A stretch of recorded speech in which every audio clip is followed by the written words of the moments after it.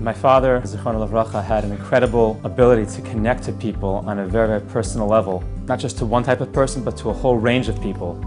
To the elderly European Holocaust survivors in shul, he would talk to them in their native Yiddish.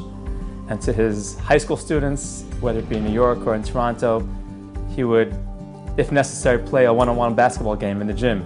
So it made no difference who the person was. He connected them on a very, very personal level. That's what made him so special for so many. In 10th grade, we got introduced to this Rabbi Raphael Marcus.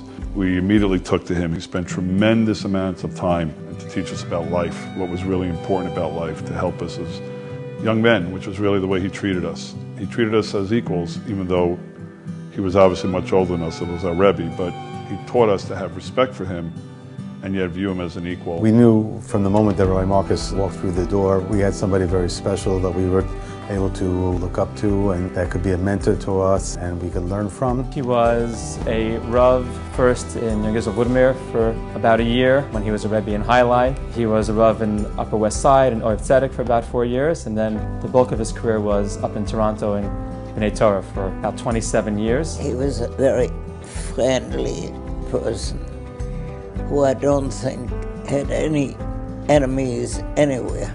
He sympathized with the families that came to him for advice. He was a shepherd of a flock. He represented for B'nai Torah and for the community. He was the Torah figure. He was what it meant to be connected to Judaism. And even the way he spoke indicated that Torah for him was something beyond the individual and beyond himself. And he was it. He was the representative of Torah for our community, and that really stuck with me. He was our father and our advice giver, and in many ways our Mora Derech, who charted out our Hashkafas HaChaim for us in a most beautiful way.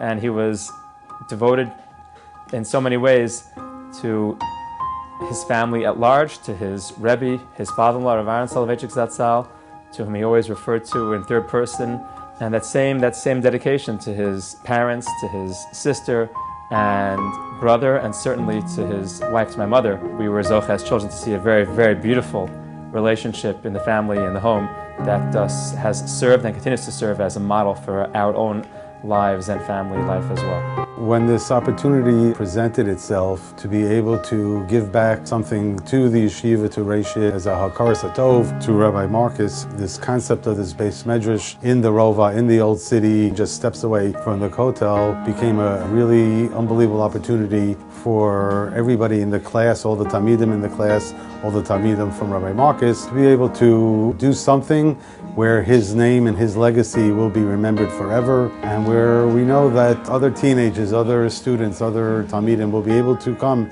and learn in the yeshiva on a regular basis, and we know that every time they do that, it'll be a zchus for his neshama. I was very fortunate to have a relationship with my Rebbe that really transcended Rebbe-Talmid relationship. He was my friend, he was my mentor, he was my go-to guy. When I had issues, I went to him. When I had, obviously, halacha questions, I went to him. To this day, there's a void in my life without him. And to have a Rebbe like that is an unbelievable bracha. And I wish everyone should have the opportunity to have that kind of relationship. And it says so much about him that he was able to generate that kind of relationship with his Talmidim.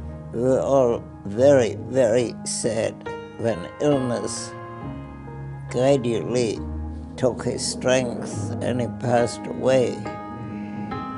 But we can't do anything more positive than celebrate his life and his accomplishments.